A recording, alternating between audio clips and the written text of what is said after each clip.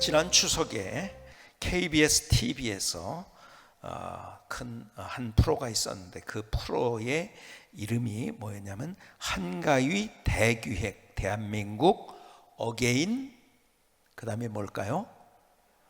예? 뭐요? 다들 안 보신 것 같아요. 한가위 대기획 대한민국 어게인 나훈아 라는 프로가 있었어요. 그렇죠? 성경만 보시느라고 잘 못 보셨겠지만은 시청률이 무려 29%. 시청률은 전체 이제 모든 사람들이 얼만큼 봤냐는 거죠. 그런데 점유율은 TV를 동시에 본 사람들 중에서 몇 퍼센트를 봤느냐? 무려 70%의 점유율을 차지했어요. 대단했죠. 저도 못 봤지만은 그러나 뉴스 미디어에서 이 나훈아 쇼에 대해서 이야기한 기사들을 보면서 제가 나훈아를 좀 연구해보고 그 다음에 나훈아의 노래들을 좀 연구를 해봤어요.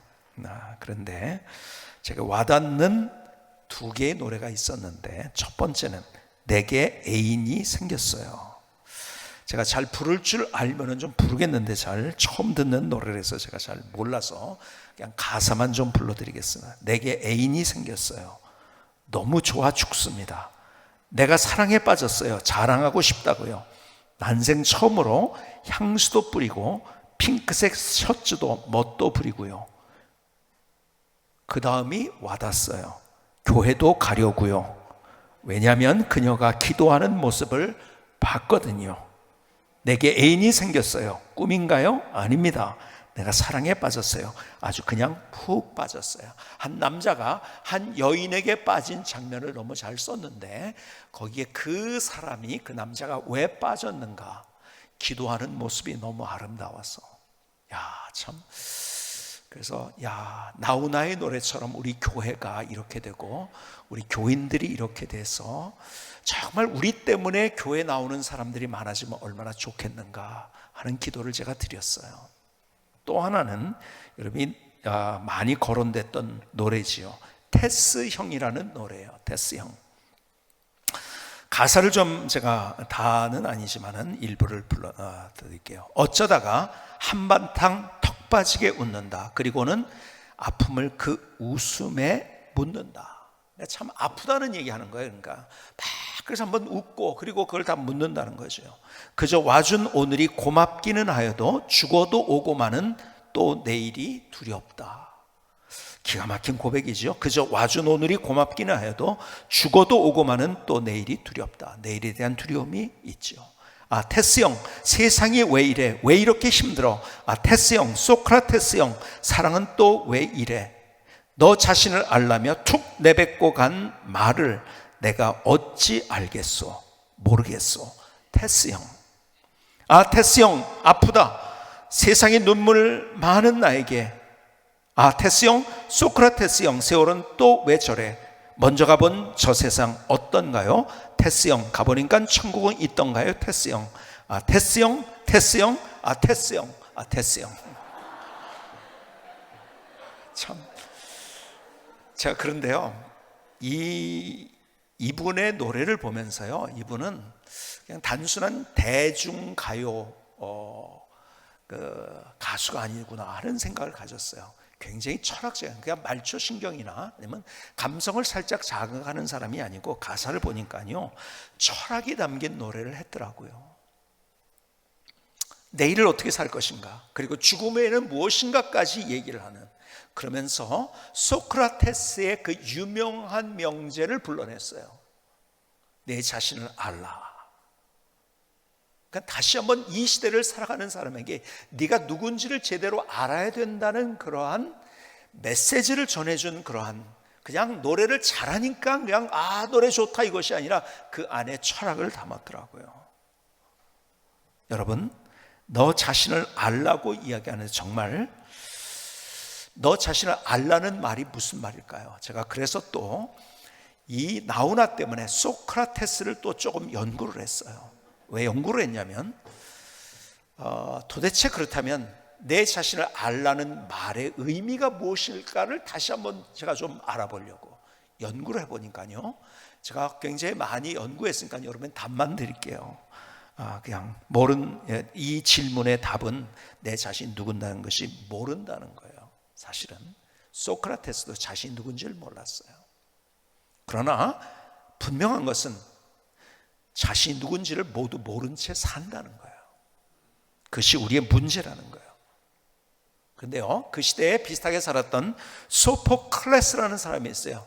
기원전 5세기에 그리스 3대 비극 시인입니다. 이 사람이 유명한 말을 했는데, 이 유명한 말을 누가 인용을 했냐면, 오래전에 한 20년 됐나요? 20년 전에 가시곡이라는 책을 있는데요, 소설인데요, 굉장히 아주 지금 깨지지 않을 아마 그 판매량이었을 것 같아요. 굉장히 많은 사람이 읽고, 저도 그거 읽다가 눈물을 흘리기도 했는데요, 그 안에 앞서 말씀드린 소포클레스라는 사람의 말을 그 안에 인용을 해가지고 굉장히 제가 그 말이 진짜 멋있는 말이다 이렇게 생각했어요. 그 오래전에 이런 말을 할 수 있을까? 그 소포클레스가 한 유명한 말, 당신이 헛되이 보낸 오늘은 어제 죽어가니까 그토록 살고 싶어 했던 내일. 내가 아무렇게나 살았어요. 근데 그날이 어느 날인지 아세요? 어제 죽은 사람이 그토록 살고 싶어 했던 내일. 그만큼 가치가 있다는 거죠. 우리가 지금 아무렇게나 살았다 할지라도 얼마나 중요한 날인가요? 당신이 헛되이 보낸 오늘은 어제 죽어가니까 그토록 살고 싶어 했던 내일. 이 유명한 말을 했던 사람이에요. 그런데 이 사람이 또 이런 얘기를 했어요. 자신을 알아야 하는가? 그게 꼭 필요한가? 너 자신의 진실을 감당할 수 있는가? 사실은 이 소포클레스가 하고 싶은 얘기가 그거 같아요. 내가 얼마나 죄인이고 부족한 존재인데 알면 알수록 나에 대해서 실망한다 이거겠죠. 그렇죠? 근데 정말 이 시대를 살아가는 우리의 진짜 문제는 내가 누구인지를 모른다는 거예요. 내가 누군가요? 여러분 자신은 누구예요? 여러분 자신을 아는 것 같지만 사실은 몰라요. 특별히 이 시대는 어떤 시대냐면, 하나님이 없다 하는 사람들이 판을 치는 세상, 그리고 진화론이 과학이 아님에도 과학이라고 외치는 그러한 시대. 그러니까는 우리는 뭐예요? 나를 얘기할 때 그 사람들은 뭐라고 해요? 물질의 단식. 그래서 유물론이라고 얘기를 하죠. 물질이에요. 그리고 우연히 왔어요. 그리고 진화하는 건데, 진화하려니까 어째요? 적자 생존을 이야기합니다. 비교 우위를 얘기합니다. 그러니까는 내가 누군가를 봤더니 나보다 더 뛰어난 사람이 있어요. 돈 많이 번 사람도 있고 1등한 사람도 있고 더 많이 소유한 사람도 있고, 다 그러다 보니까는요, 내가 가진 것 같아도 나보다 더한 사람이 있으니까 비교하다가 아하, 나는 별 볼 일 없구나. 그래서 이 시대는 어떤 시대보다, 제가 보니까요, 100년 전 혹은 500년 전, 아니 1000년 전, 2000년 전보다 사람들이 어떠한 의식이 많은 시대냐면 열등의식이 많은 시대를 우리가 살아가고 있어요. 왜? 비교 우위를 얘기하고 적자 생존을 이야기하니까요. 그래서요, 철학자 라캉이라는 사람이 아주 유명한 말을 했어요. 아주 유명한 말, 이런 말을 했어요. 인간은 타자의 욕망을 욕망한다. 인간은 타자의 욕망을 욕망한다. 무슨 말일까요? 이렇게 아주 그렇게 어렵지 않은 단어들이 있지만 조금 고급 단어가 있죠. 그래서 타자가 뭐예요?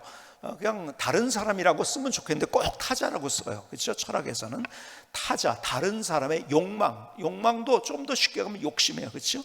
다른 사람의 욕심을 욕심한다는 거예요. 그러니까 다른 사람이 갖고 싶어하고, 다른 사람이 소유하고 싶고, 다른 사람이 하고 싶은 것을 나도 모르게 따라서 그렇게 간다는 거예요.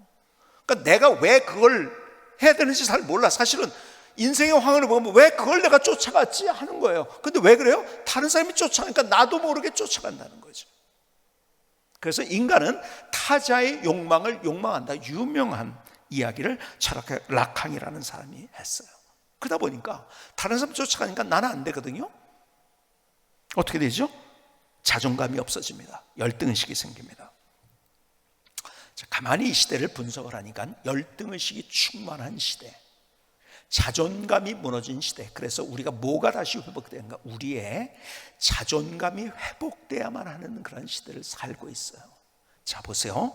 열등의식에서 끝나는 게 아니에요. 그 열등의식이 지나면서 사람들이 절망의식과 그리고 절망감으로 가득 차 있어요.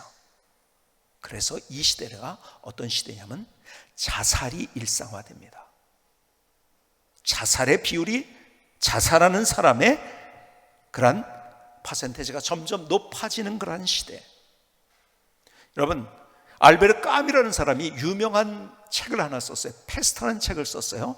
아마 이 시대에 우리가 코로나를 겪게 될 것에 대한 그러한 아주 굉장히 예언적인 그러한 글이에요. 소설인데 참 예언적인 소설을 이 사람이 썼는데요. 알베르 까뮈가요. 근데 이 사람이 쓴 책 가운데 또 하나가 뭐냐면 시지프 신화라는 책을 썼어요. 이것도 얼마나 예언적인 얘기를 하고 있는지요. 그 시지프 신화에 나오는 유명한 첫 구절이 이겁니다. 참으로 진지한 철학적 문제는 오직 하나뿐이다. 이 사람의 이야기예요. 시작이 이렇게 시작합니다. 참으로 진지한 철학적 문제는 딱 하나라는 거예요. 뭐요? 하나뿐이다. 그게 바로 자살이다. 이 시대가 그렇게 될 걸 벌써 예언한 거예요. 인생이 살 가치가 있느냐 없느냐를 판단하는 것이야말로 철학의 근본 문제에 답하는 것이다. 여러분, 옛날에는요 인생의 의미를 답하는 것이 철학이라고 얘기를 했어요. 근데 내 인생에 살아갈 가치가 있느냐 없느냐를 답해주는 근본 문제를 얘기하는 것이 이제 철학이 된다는 거죠. 무슨 얘기입니까? 이 시대 사람들이 열등의식을 지나서 절망의식 속에서 허우적거리고 있다는 거예요. 왜요? 물질인데요. 뭐 우연히 생겼는데요, 진화됐는데요, 적자생존인데요. 다른 사람 보니까 나는 아무것도 아니야. 열등의식을 지나서 이런 거는 이제 쓸데없어. 이런 나는 쓸데없어. 죽는 게 나아. 그래서 어떻게 됩니까? 여러분, 지난 2019년 자살로 죽은 사람의 숫자가 몇 명인지 아세요? 자, 여기서부터 질문하죠.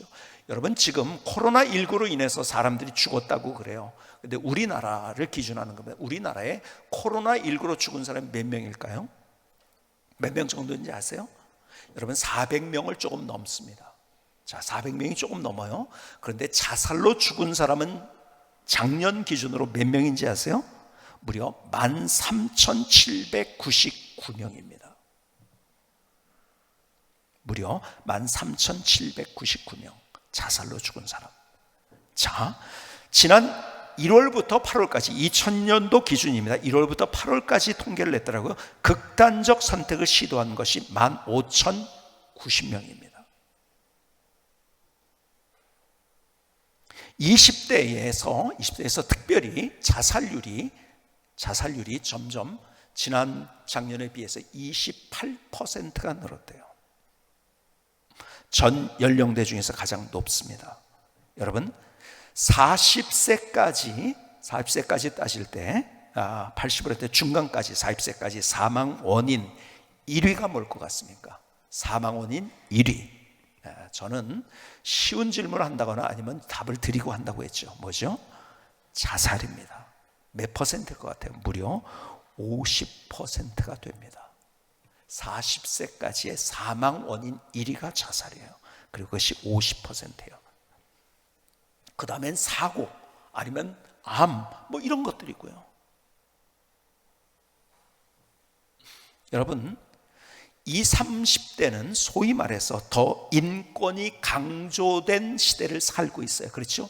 그들이 인권에 대한 교육을 받았고, 그리고 차별금지법을 만들어지고 있지만은, 야, 너 성정체성, 네가 남자면 남자고 여자면 여자, 네가 생각하는 대로야. 그렇게 배우면서 자라는 시대 아이들이에요. 더 인권이 보장되고, 야, 네 말이 맞아 하는 그런 시대인데, 아이들은 더 열등의식을 지나서 절망의식 속에서 허우적거리고 더 많이 자살한다는 거예요. 여러분, 학교에서 흔히 얘기하죠. 인권이 강조되다가 교권이 무너져 버렸어요. 여러분, 이건 밸런스가 있어야 되는데, 그렇죠? 인권이 얼마나 강조, 야, 네가 최고야, 네가 인생의 주인이야. 야, 네가 남자니? 여잔데 네가 남자 같아? 그럼 남자야. 네 거를 존중해주는 시대야 하고서 그들을 가르쳤지만, 그들이 좋아서 너무너무 행복하는 게 아니라 오히려 더 불행해하고 더 열등의식을 지나서 어떻게 해요? 그들의 삶이 절망의식 속에서 허우적거리는 시대를 살거든. 여러분, 시대가 이것을 우리에게 증명해 주는 거예요. 잘못된 길로 갈 때 이 세상이 어떻게 되는가를 그대로 보여주고 있는 거예요. 그러니까요, 어떻게 됩니까? 그 열등의식과 절망의식의 해법을 찾으려니까 사람들이 그래서 니체의 이야기에 빨려 들어갑니다. 그래서 요즘 책은 야, 괜찮아요, 괜찮아. 위로해 주는 책, 괜찮아. 왜 괜찮아요? 안 괜찮은데. 위로해 주는 것도 위로는 안 되는 거예요. 그리고 야, 네 말이 맞아. 제가 니체 얘기한 것처럼 제가 니체 얘기를 요즘 자주 하는 이유 가운데 하나는 계속 저도 또 보고 있어요. 니체에 관한 책들을. 그러면서 이 사람이 얼마나 강력한 메시지를 던져주었는지요. 그러니까 야, 네가 초인이야, 네가 할 수 있어, 네가 네 인생의 주인이야, 그렇게 살면 돼. 그것이 얼마나 인생을 피폐하게 만들고 더 열등의식. 여러분, 그것 때문에 자존감이 높아지는 것이 아니라 더 열등의식이 생기고 절망의식. 누가 또 그렇게 생각하는? 니체 자체가 그랬던 거예요. 그랬으면은 하나님 없다고 그러고 자기가 좀 내가 초인이다, 내가 할 수 있다, 그러면 행복할 줄 알았는데 더 불행해지고, 그리고 더 열등의식과 절망의식 속에서 그는 허우적거리다가 미치광이 된 거 아니겠습니까? 그런데요, 그럼에도 불구하고 사람들은 자기가 누구인지를 모른 채 그렇게 삶을 살아가고 있어요. 여러분, 여기에서 우리가 다시 한번 점검해야 될 것, 내가 누구인가를 알고, 그래서 인생 속에서 내 자존감이 회복돼야 돼요. 여러분, 내가 누굽니까? 지난주에 한 청년과 얘기를 하다가 제가 재미있는 인사이트를 많이 얻었어요. 그 중에 하나가 그림을 그리고 현대 미술 그리고 예술에 관한 이야기를 하다가, 자, 휴대폰이 있어요. 제가 일부러 휴대폰을 가져왔어요. 설명을 드리려고. 자, 휴대폰을 그립니다. 여러분, 이 휴대폰을 그리려면 어떻게 그리겠습니까? 네모나고, 그렇죠? 뭐 여기 뭐 스피커가 여기 좀 있고 뭐 어떻게 뭐 밑에까지 어떻게 그릴 수 있는, 그게 휴대폰인가요? 아니에요. 휴대폰을 보면은요, 여기 있다가 일로 옮겨집니다. 그렇죠? 절로도 갑니다. 부산도 갔다. 여러분, 휴대폰이 어떤 것인가를 제대로 알려면은 저 부산 갔다, 광주 갔다, 대전 갔다, 이렇게 해서 왔다 갔다 하는 그 동선까지를 해서, 그리고 이 휴대폰이 갔을 때 어떻게 전파가 어느 쪽으로 가서 누구하고 통화했는가, 사실 이게 진짜 휴대폰이에요. 그렇죠? 그걸 한 번에 어떻게 설명을 할 수 있겠습니까? 그렇죠? 그러나 휴대폰은 단순히 이 모양이 휴대폰이 아니에요. 그렇죠? 휴대폰이 가지고 있는 물론 이 안에 있는 많은 기능들이 있어요. 그런데 이 기능뿐만 아니라 이것을 한 휴대폰을 이야기한다면 어떻게 움직였는가, 그 움직여서 누구와 통화했는가, 누구와 문자했는가, 어떤 일이 벌어졌는가, 이것까지가 이 휴대폰인 거예요. 하물며 우리겠습니까? 하물며. 그렇죠? 하물며 우리예요. 내가 누구인가? 여러분, 나를 알려면은요, 지금 현재 내가 예를 들어 실패했어요, 사업을 하다 망했어요, 그게 나라고 생각해요? 아니에요. 그게 여러분, 나를 알려면 나의 과거를 알아야 되고 나의 현재를 알아야 되고 나의 미래를 알아야지 진짜 나를 아는 거예요. 근데 우리가요, 나 스스로도 내가 누군지를 모르고 있어요. 내 자신을 알아야 되는데, 여러분, 소크라테스의 말은 진짜 내가 행복한 삶은 어디서부터 오는지 아세요? 내가 누군지를 알고 나에 대한 자존감을 가질 때요. 내가 누구예요? 그런데 자, 육신적으로 한번 생각해 봅시다. 자, 여러분들이요, 어머니에서 질문을 드립니다. 어머니의 태로부터 잉태되었다가 여러분이 세상에 나왔다는 것을 본 사람 손 들어보세요. 나는 분명히 봤어. 그런 사람 있습니까? 아무도 없어요. 그렇죠? 근데 어떻게 엄마라고 부릅니까? 어떻게 아빠라고 부릅니까? 여러분, 나는 엄마라고 알아요. 그렇죠? 근데 안다는 말은 사실은 정확하게 보면 잘못 표현이에요. 나는 본 적이 없기 때문에 뭔지 아세요? 나는 믿는 거예요.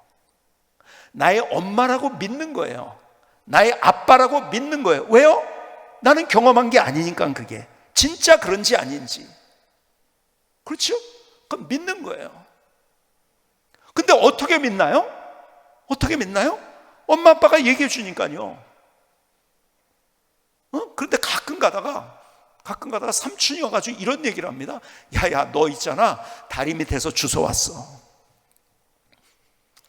여러분, 진짜 제 친구 중에서도요, 어렸을 때 그 얘기 때문에 이 정체성의 혼란을 겪어가지고 헤맸던 친구가 있어요. 자기 아버지가 아니라는 거죠. 엄마가 아니라는 거죠. 엄마라면 이럴 수 없다는 거죠. 아빠라면 이럴 수 없다는 거죠. 그러다가 막 헤매는 거죠. 그렇죠? 근데 그런 혼란을 우리 시대 때는 그런 얘기 많이 했잖아요. 그렇죠? 우리가 어렸을 때, 야, 너 다리 밑에서 주워왔어. 그런 얘기 참 많이 했잖아요. 그러니까 여자들은 더 그런 것에 대해서 민감하게 반응해서 진짜 엄마일까 진짜 아빠일까 그래요. 그렇죠? 그래서 결국 어떻게 되죠? 진짜 엄마인지 아니라고 생각하는 거예요. 왜? 그러면 엄마가 나한테 저러느냐 이거죠. 아빠가 저러느냐. 아니, 나를 그렇게 혼내? 나한테 그렇게 잔소리를 해? 나한테 그렇게 윽박질러? 아, 이거 아니야. 그러니까 지금 엄마 아빠가 아니야. 엄마 아빠인데도, 그렇죠? 아니야. 그러면 어떻게 되죠? 거기서 자기의 정체성의 혼란을 겪다가 그게 뭐죠? 그 사춘기가 되면요, 가출을 합니다. 그렇죠? 가출을 해요. 여러분, 엄마 아빠인데도 엄마 아빠가 아니라고 생각하면서 힘들어해요. 그러다가 더 이상 안 되겠으니까 가출을 해요. 그런 인생은 어떻게 될까요? 불행한 인생이 되는 거예요. 얼마나 불행할까요? 그렇죠? 바보 같죠. 그런 아이들 많죠. 그래서 제가 이렇게 보면은요, 가출한 아이들 얘기 들어보면요, 가출하려고 해요. 절대로 가출하지 말라고 자기 스스로 얘기해요. 또 들어가지도 못하고 막 어쩔 줄 몰라. 근데 사실 들어가면 되는데요. 자, 보세요. 그런데 우리가 영적으로 그런 거예요. 하나님이 우리를 만드셨다고 말씀하세요. 그래서 오늘 본문의 얘기를 다시, 창세기 1장 26절, 하나님이 이르시되 우리의 형상을 따라 우리의 모양대로 우리가 사람을 만들고 그들로 바다의 물고기와 하늘의 새와 가축과 온 땅과 땅에 기는 모든 것을 다스리게 하자 하시고, 하나님이 우리를 만드셨대요. 여러분, 성경은, 하나님은 우리에게 위대한 선언을 합니다. 다른 종교에서는 얘기하지 못한 것, 앞서 계속 여러분이 말씀하셨어요. 어떤 절대자가 내가 너를 사랑한다는 말이 다른 데는 없어요. 그리고 그 종교 때문에 사람들이 비인간화 된다는 사실을 여러분이 말씀드린 적이 있어요. 그렇죠? 하나님만이 우리를 사랑하신다고. 근데 사랑이 구체적인 목숨 걸고 하시는 그 사랑을 우리에게 하신 거예요. 근데 그 하나님만이, 다른 종교의 어떤 절대자도, 내가 세상을 창조했다는 어떤 절대자는 없습니다. 하나님만이 말씀하세요. 그리고 하나님만이 우리를 지었다고 말씀하세요. 봤나요? 안 봤어요. 근데 하나님이 그렇게 말씀하셨기 때문에, 기록된 하나님의 말씀에 그렇게, 다른 종교에서는 그런 얘기를 할 수가 없어요. 아니니까요. 그렇죠? 그러니까 기독교가 공격을 받는 이유 가운데 하나는요, 그게 뭔지 아세요? 하나님이 창조하셨다는. 근데 세상은 뭐예요? 아니다, 하나님 없다 이거잖아요. 그러니까는 그 사람들이 우리의 글을 읽을 수가 없어요. 근데 불교의 글은 읽어요. 왜요? 하나님 있는지 없는지 모르죠. 두루뭉실 그냥 얘기해 버리니까요. 거기는, 그렇죠? 철학이니까요. 그러니까 누구나 읽을 수 있어요. 근데 왜 목사님들의 쓴 책들은 왜 베스트셀러가 안 되나요? 안 될 수밖에 없죠. 그들은 싫어하는데요. 하나님이 있다는 전제부터 싫어하는데요. 근데요, 불교 서적을 보면요, 하나님이 있는지 없는지 두루뭉실해요. 그냥. 그러니까 아무나 읽을 수 있는 책이죠. 그러니까 그냥 얼마나 좋습니까?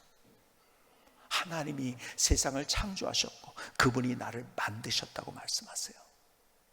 근데 그것은 무엇으로 알 수 있는가? 내 경험으로 아는 것이 아니라 믿음으로 아는 거예요. 왜? 하나님이 말씀하셨기 때문에. 자, 보세요. 하나님이 없다고 한 사람들은, 우리가 육신적으로 이야기하는 거 마찬가지로 어떻게 하나요? 그들은 하나님이 없어. 그래서 스스로 가출을 한 거예요. 고아가 된 거예요.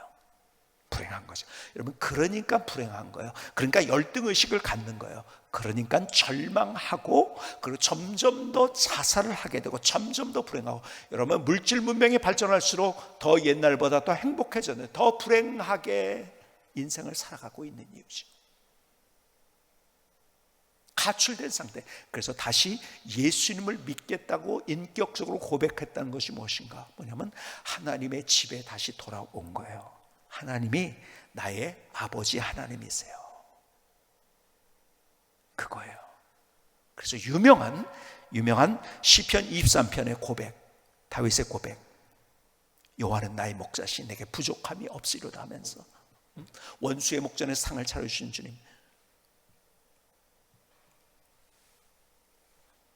죽음의 골짜기, 절망의 골짜기를 걸어갈 때도 함께 하신 그 하나님의 이야기를, 하나님에 관한 얘기하면서 그의 마지막 선언이 이거잖아요. 마지막 선언, 내가 여호와의 집에 영원히 살리로다. 여러분이 누군지 아세요? 하나님이 누군지를 알고 하나님의 집 안에 들어온 사람이에요. 여러분, 다른 인생이에요. 우리는 불쌍한 가출한 인생이 아니에요. 하나님의 집에 들어온, 하나님의 사랑을 받는, 구원받는 우리의 미래는 어디까지 보장된, 저 천국까지 보장된 나의 삶. 여러분, 우리는 다른 인생인 거예요. 우리의 과거와 현재와 미래를 볼 때 하나님이 우리를 어떻게 만드시고 어떻게 우리를 인도하셨는가. 여러분, 이 땅에서 우리가 힘들 수 있어요. 고통받을 수 있어요. 그러나 이것이 끝이 아니라 마침내 저 천국, 영광스러운 천국에서 하나님이 주시는 진짜 기쁨과 희열이 뭔지를 경험할 수 있는 그 하나님의 자녀, 여러분, 보장받은 하나님의 자녀. 여러분, 내가 누군지 아세요? 그 엄청난 사람인데 우리는 세상 사람들처럼 진화론적인 사고에 우리가 매몰되어서 비교하고 적자생존을 얘기하고 남과 비교해서 나는 왜 이것밖에 안 될까 하면서 어쩔 줄 바보 같은 거죠. 그렇죠? 자, 그래서 에베소서 2장 10절은 다르게 우리가 누군지를 표현하죠. 뭐라고요?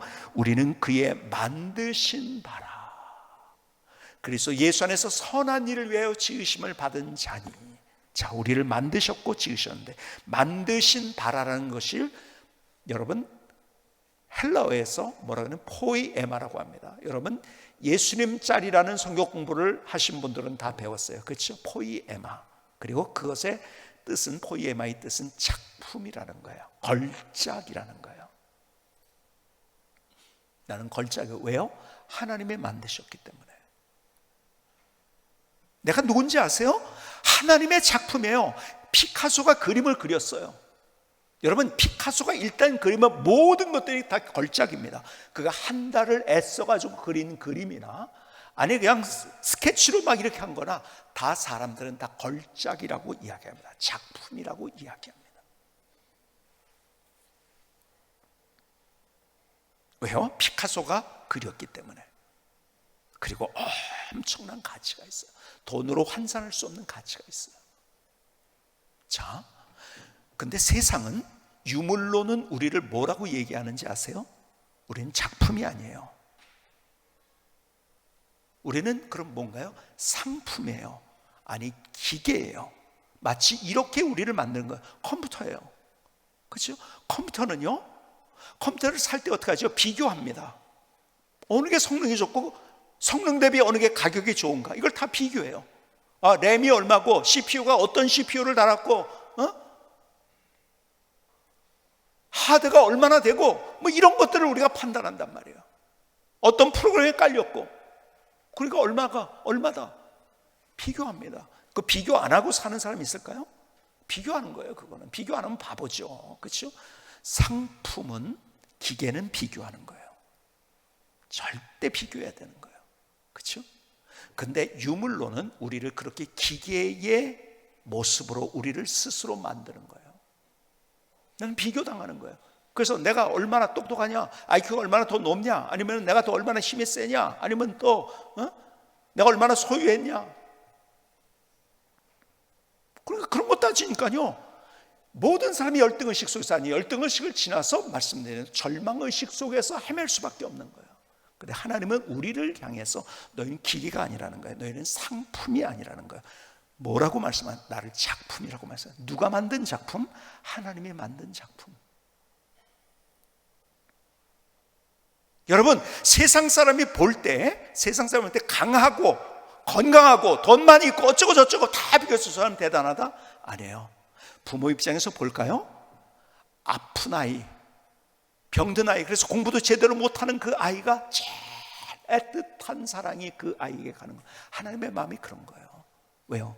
하나님의 작품이기 때문에, 하나님의 것이기 때문에.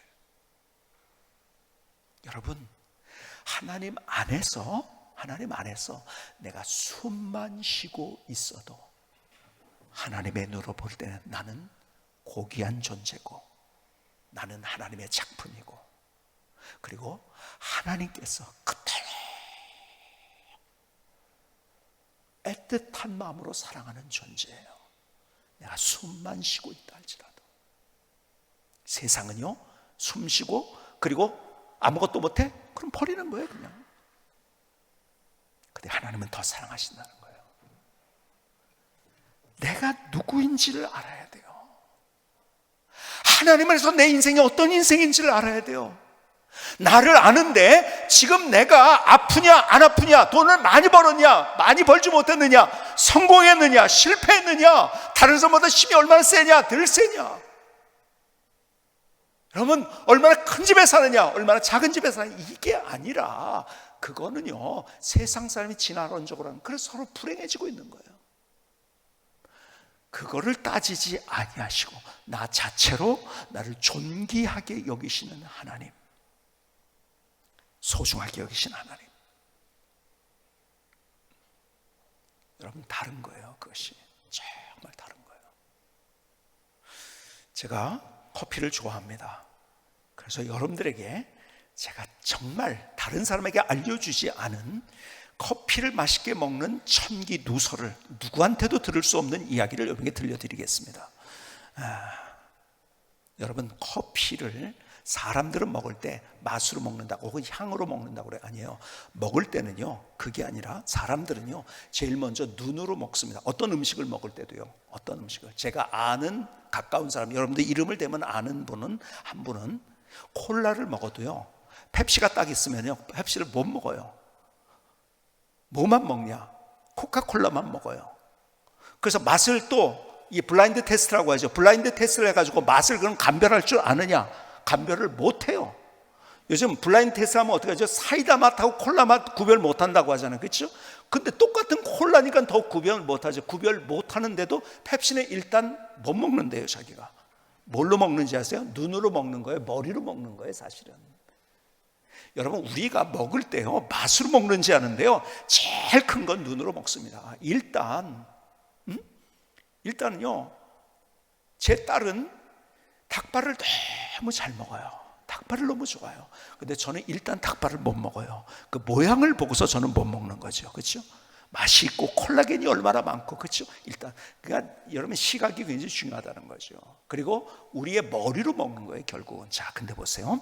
커피를 먹는데 맛을 보는 거예요. 아, 이것이 달다, 시다, 뭐 어쩌다, 뭐 이제 맛이 나죠. 이것이 무슨 뭐 레몬 향이 난다, 뭐가 난다, 어쩌고저쩌고. 근데 그거는요 굉장히 아주 초보적인 단계예요. 진짜 고수가 되면 어떻게 하는지 아세요? 생각의 탄생이라는 책에 보면은요 파바로티는 음악가죠. 음악을 듣는다고 하지 않아요. 뭐라고요? 전에 말씀드렸는데 음악을 그린다고 얘기합니다. 반면에 화가들은, 천재적인 화가들은 그림을 보는 게 아니에요. 듣습니다. 달라요. 그것이 머리로 이해하는데 다르게 이해를 하는 거예요. 자, 보세요. 커피를 먹을 때요 저는 이렇게 먹습니다. 그림을 그립니다. 그리고 음악으로 듣습니다. 그렇게 시도해 보셨나요? 저는 그래서 어떤 음악이 나오는가 먹으면서, 커피를 먹을 때요 맛이 조금씩 이렇게 처음에는 뭐 예를 들어서 신맛이 났다가 끝에는 단맛이 나고 뭐 아니면 쓴맛이 나고 이런 게 있거든요. 그걸 통해서 음악으로 가는 거예요. 그리고 저는 그립니다. 커피를 그려보는 거예요. 어느 날 커피를 먹는데요 단맛이 동그랗게 있더라고요. 근데 거기에서 그 밖에서 파편처럼 파팍파팍 하고 신맛하고 쓴맛이 막 튀겨나가는 것 같은 그런 그림이 그려지더라고요.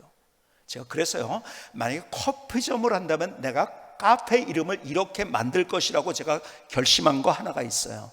그 이름이 뭐냐면 온더보드예요.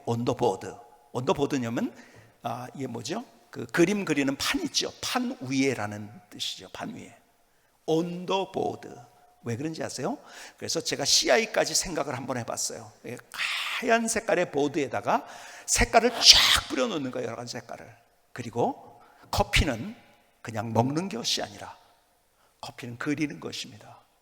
어떤 색깔, 어떤 모양이 있는지 그러면 다릅니다. 다른 거예요. 그래서 만약 카페를 한다고 하면 제가 이름을 전하는데, 혹시 이 이야기를 듣고 여러분들이 누가 이 제목으로 만들면은 지적재산권에 걸리니까 제가 가지고 있으니까.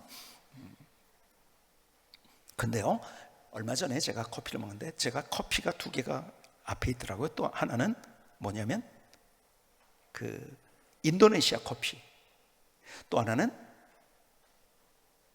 아프리카의 에티오피아 커피가 있는 거예요. 두 개를 제가 블렌딩을 해서 같이 섞어서 반반씩 한번 만들어서 섞어가지고 먹자. 그러면서 어떤 생각을 하냐면, 가만히 보니까요, 이게 보통 그냥 인도네시아 커피 아니면 에티오피아 커피가 아니더라고요. 가만히 보니까요, 이거는 어디서 아시아, 동남아시아에서 온 커피고, 이거는 하나는 뭐예요? 아프리카에서 온 거예요. 야, 이거 대단한 거더라고요. 제 앞에서 아프리카와 아시아가 만나는 거더라고요. 야, 가만히 있어보자. 아시아와 아프리카, 또 이것이 오기까지 그 얼마나 농부들의 그런 손길들이 다 있었을까, 이걸 생각하면서 아시아와 아프리카가 어떻게 만나는가 딱 한번 맛을 보자 하고서 그 생각을 가지고 먹었더니요, 야, 커피가 그렇게 감동인 거예요. 너무 맛있게 먹었어요. 물론 그 커피가 뭐 비싼 커피가 아니었음에도 불구하고요, 너무 감동적으로 제가 먹은 거예요. 야, 맛있다. 이 아프리카와 아시아가 만날 때 이 충돌하면서 내는 이 맛, 기가 막히다. 여러분, 제가 무슨 말씀 드리는지 아세요? 커피 하나를 먹을 때도요, 커피가 어떤 것인지를 알고 커피의 출생이 뭐고 어디에서 어떻게 된 것을 생각하면서 그 맛을 음미하면요, 커피에 대한 감동, 여러분들 싼 커피 가지고도요 훨씬 더 감동스러운 커피를 먹을 수 있어요. 그리고 가치 있는 커피를 먹는 거예요. 하물며 나입니까? 하물며 내가 누군데요? 실패했다고요? 사업이 망했다고요? 지원서를 넣은 데마다 다 떨어졌다고요? 아니, 숨만 쉬고 있다고요? 아니요, 그래도 주님께서 우리를 향해서 내가 너를 만들었어. 만들었는데 그렇기 때문에 넌 나의 작품이야. 그리고 내가 너를 얼마나 사랑하는지 알아. 내가 누군지 아세요? 나는 하나님의 자녀예요. 하나님의 작품이에요. 그리고 유일한 존재예요. 그래서 주님이 나를 더 애틋하게 생각하는 거예요. 유일한 존재. 근데 그 하나님이 나를 사랑하세요. 어떻게 해요?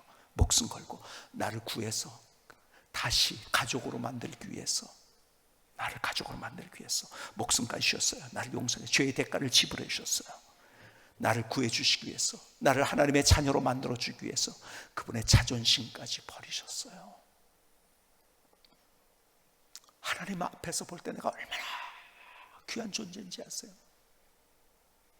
얼마나 아름다운 존재인지 아세요? 여러분, 숨만 쉬고 있다고요? 자리만 차지하고 있는 것이 아니에요. 하나님께서 여러분들 그렇게 가치 있게, 그렇게 기가 막히게 생각하고 우리의 손을 잡아주시고 우리를 안아주신 하나님. 그런데 세상 속에서 우리의 자존심이 다 망가져 버렸어요. 교회를 향한 조롱의 손길 때문에도 자존심이 다 망가졌어요. 옆에 교회 안 다니는 사람 보니까 더 큰 걸 가진 것 같아. 저걸 보면서 내 자존심 망가졌어요. 바보 같은 거죠. 내가 누군지를 모르고 마침내 나는 그 영광스러운 천국에서 이 땅에서 비교할 수 없는 그 하나님의 주시는 희열과 축복, 그 기쁨을 얻을 자인데, 아니, 이 땅에서 내가 숨만 쉬고 있어도 나를 가장 소중하게 애틋하게 생각하시는 그분이 전능하신 하나님, 그 하나님이신데, 오늘 그 나의 자존심이 다시 회복되어지는 귀한 삶이 될 수 있기를 주님의 이름으로 축복합니다. 김승희 성사님의 찬양을 들으시겠습니다.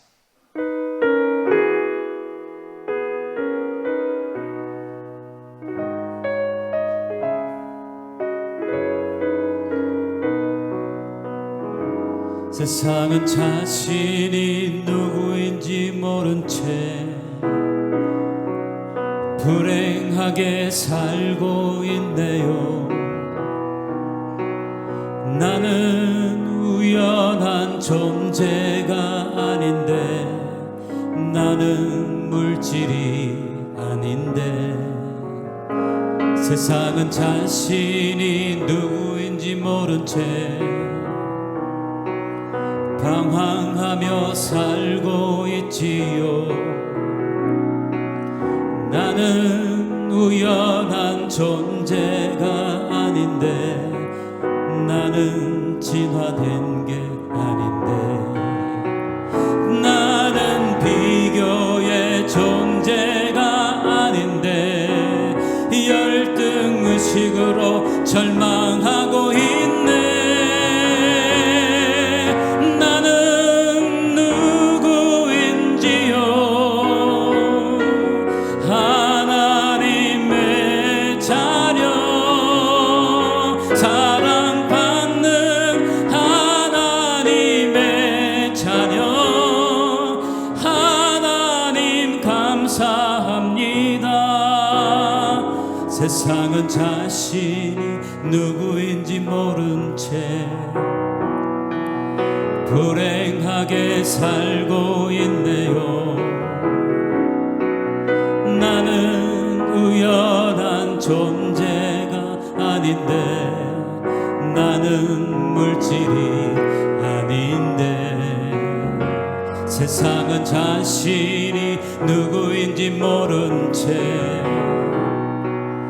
방황하며 살고 있지요. 나는 우연한 존재가 아닌데 나는 진화된 게 아닌데 나는 비교의 존재가 아닌데 열등의식으로 절망하고 있네.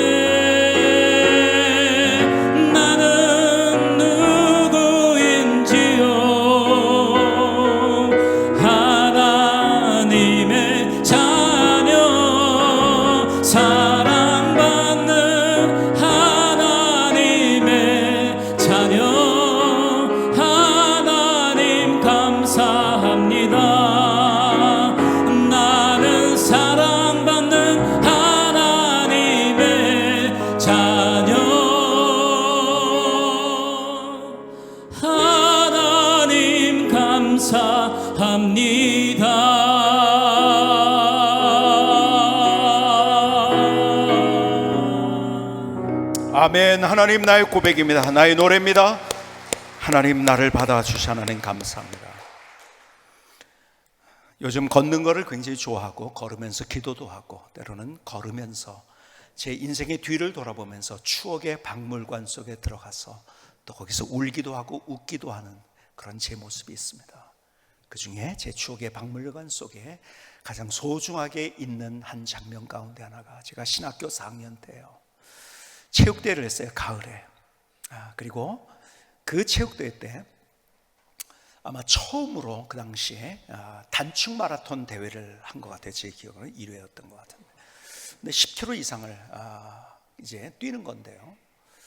그걸 꼭 해보고 싶으면 이때가 아니면 언제 해볼까 그런 마음을 가졌는데 이게 하다 보니까요 내가 해야겠다 생각했는데 저희 이제 학년에 저희 과에 이제 과가 여러 가지 뭐 기독교 교과도 있고 신학과도 있고 그런데 신학과에 저희 학년이 축구 시합에서 그 가을 체육대회 때 결승까지 올라간 거예요.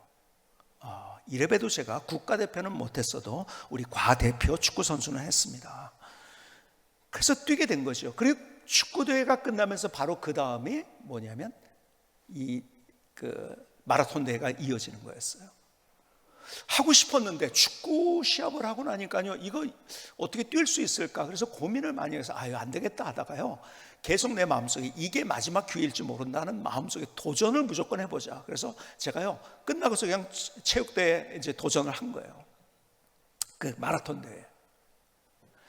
대회를 가다가 몇 킬로를 가지 못해서 저는요 제 인생의 가장 큰 후회를 했어요. 왜 후회를 했냐면 도저히 숨이 막혀가지고 죽을 것 같아요. 거기서 포기할 수도 없고 얼마나 참 우습습니까? 이게 포기한다고 하면 뭐 잘난 체하고 뛴다고 하더니 뛰지 마. 제 주변에서 뛰지 말라고 했더니 어떻게 뛰려고 그러냐고. 근데 제가 뛰었거든요. 잘난 체하다 잘 됐네. 그 얘기를 들을 것 같기도 하고 야 너무 힘이 든 거예요. 막 그런데요, 가다가 고가 차도가 있었어요. 거기는 올라가는데요, 진짜 거기에 매연까지, 그러니까는 한쪽은 막았지만 한쪽은 또 이제 차들이 오가면서요, 막 매연까지 막 있어가지고 옛날에 매연이 많이 나와서 막 그냥 심장이 터져 죽을 것 같은 거예요. 너무 힘들더라고요. 그러니까는 1초에 아마 수만 번 제가 왔다 갔다 한 것 같아요. 포기할까 말까, 포기할까 말까, 포기할까 말까. 계속 진짜 포기하고 싶더라고요.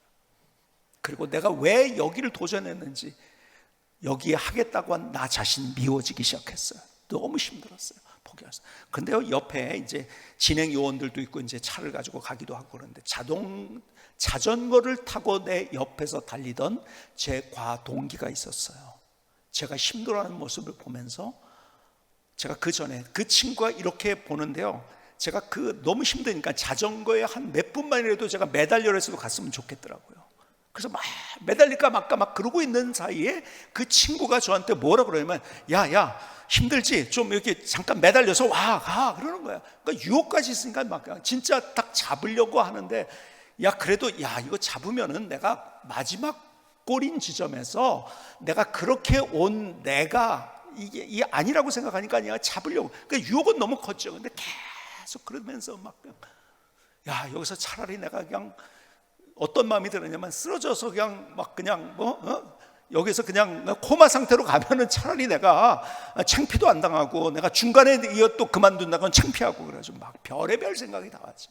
근데 마침내 그런 유혹을 다 뿌리치고 결승선까지 왔어요. 그 결승선을 통과하면서 바로 너무 힘들어가지고 막 그냥 땀은 너무나고 덥기도 하고 막 그러니까 열이 나서 죽을 것 같기도 하고요, 숨을 못 쉬어서 죽을 것 같기도 하고, 그래가지고 그냥 찬물이 있는데, 그때는 뭐 또 샤워 시설에 뭐 뜨거운 물 없잖아요. 찬물이 있는 데로 가가지고 샤워를 딱 하는데요, 제가 샤워하는 중간에 하는데요, 제 가슴에 꽉 와닿은 마음이 뭐냐면, 이게 희열이구나, 이게 기쁨이구나, 이게 감격이구나. 저는 그날을 잊을 수가 없어요. 그리고 제가 그 생각을 해서 내 평생에 잊을 수 없는 순간이 이 순간이 되겠구나. 정말 잊을 수, 너무 좋은 거예요. 그러면서 내가 힘들고 어려워도 포기하지 않고, 내가 후회하지 않고 그 길을 가면은 마침내 천국에서 이런 희열, 아니 이것보다 수천 배, 수만 배, 수억 배의 희열이 나에게 있겠구나.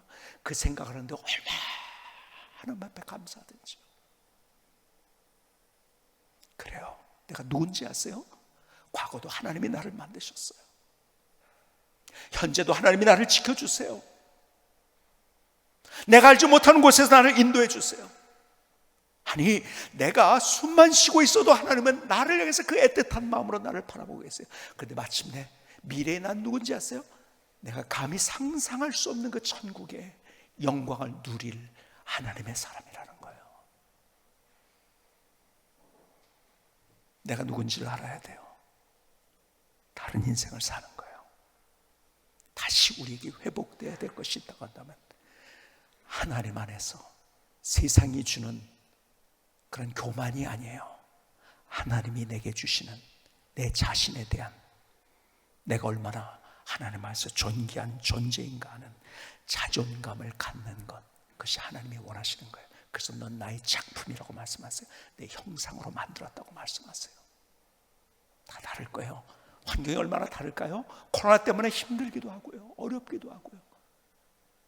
그럼에도 불구하고 내가 숨만 쉬고 있는 것 같은 상황 속에서, 아무도 나를 인정해 주지 않는 그 상황 속에서도 하나님은 나를 가리켜서 너는 내 거야, 내가 만들었어, 너는 나의 자녀야.